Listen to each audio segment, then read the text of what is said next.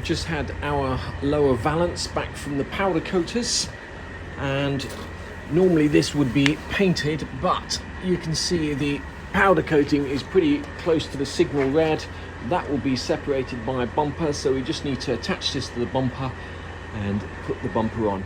Now in theory this should just be a simple matter of lining up the holes and bolting this on, but the fitment is terrible, and I'm not sure if that's because this aluminium has twisted in the oven, but we're going to have real problems getting this to fit on there. So here we've just about got the holes to line up until you get to this section here. You can see that massive gap there, so somehow we're going to have to try and bend that down. On the other side it's even worse. Here are nowhere close to lining up. This whole thing has got to be pulled forward. What we're going to try and do is, rather than use these self-tapping screws to pull the bits together, we're going to use a series of long bolts to clamp it together. And this is quite soft and thin aluminium, so I'm hoping we might be able to bend it into shape like that. This has been pinned down for a few days, and I'm hoping that's pretty much bent into shape, but you can see this big gap here. We're going to have to tap that down with a mallet and try and get that flush, because there's no way that the rubber will sit in that channel otherwise. We've bashed these corners in with a mallet where necessary, taken out all of our bolts. The good thing about this aluminium being so thin is it's quite easy to bend. The bad thing is you wouldn't want to reverse into something with just this thin aluminium. It would deform very quickly. Now the next thing we have to do is get this rubber on here, and the way to do it is to roll it on. Try and hook this on like this. Hopefully.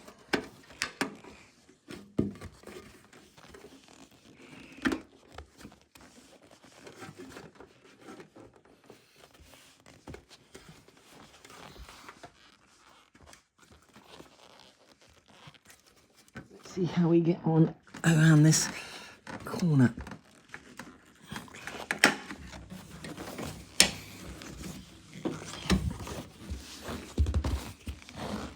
See that this is quite a bit short from here, so I have to go back and redo that and pull the rubber tauter. Wow, that was a bit of an effort to get this on, but we got there in the end. And there's a couple of bits of advice I would give. I went for aluminium was because it won't rust in the future, but it's very thin and very lightweight, and in our particular case, because I wanted to see whether you can actually powder coat one of these, which you can, the colour match is great.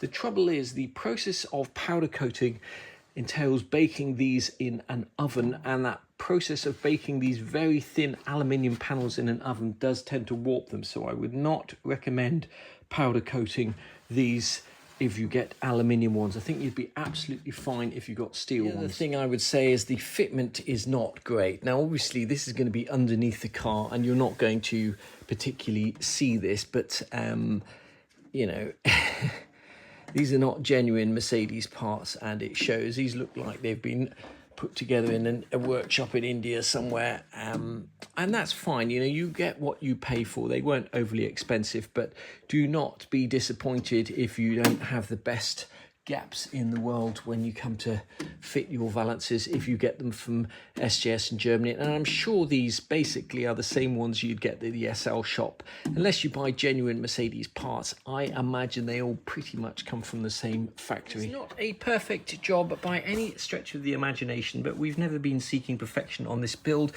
What we've been seeking is to end up with something better than we started with. And if you watch the videos of this rusty old bumper when we took it to pieces, I hope you'll agree that it looks an awful lot better now. The powder coating in red gives a lovely, tough, durable finish. It's actually a year later, and it only remains to be seen if this actually fits onto the car. So we're going to whiz down to the garage now and see if we can fit this rear valance, much to the pleasure of my wife, who's had to put up with a rear valance in the bedroom for a year. Now, whether it's actually possible to get this on single-handedly is one thing. Whether it's possible to get it on single-handedly without scratching the paintwork is, of course, another question, but we are going to give it a red-hot go. Well, it's really difficult to show you how this has come out because we're so limited on space. But two things that we've learned: one, it is indeed possible to fit the rear bumper by yourself, and two, the colour match when powder coating is absolutely spectacular, and you would never know that that was powder coated and not painted. I'm just going to finish up with just letting you know where we got all this hardware from, the pads, what it all cost, just to give you an idea should you ever wish to refurbish your bumper or perhaps change one of the US bumpers into a European one. You're going to need 12 M8 stainless steel nuts. There are 5 here, 2, 4, 5, and then there's one on the each end, making a total of 12. You're going to need 12 of these M8 spring washers. These are the flat form wavy spring washers, and these are for these nuts here. We used 8 M8 16mm bolts and 2 M8 16mm coach bolts.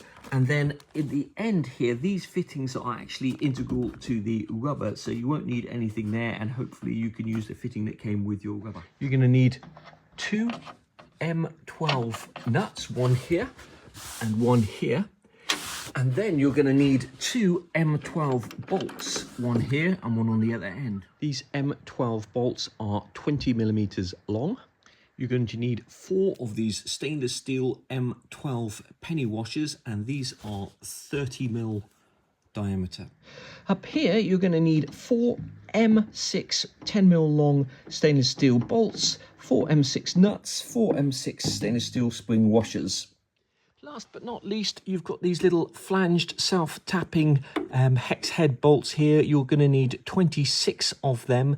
They're 13mm long. We used number 10 4.8mm for the rear bumper. I think we used number 8 for the front bumper from memory. Depends how knackered your holes are.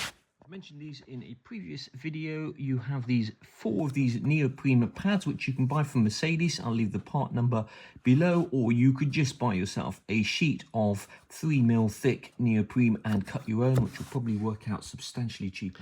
We got all the hardware from this company here, Accu in the UK, cost us just under £30. It almost sounds like I've got shares in this company because I mention them so often, but the beauty of this company is they have a huge range of hardware, all in stainless steel, various types of stainless steel, etc.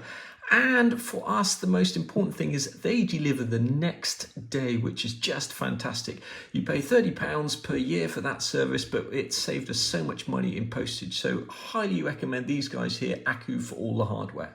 We got our rear valance from these guys here, SLS in Germany. Paid €238. We did actually have to pay import duty as well of about £50, which was a bit annoying.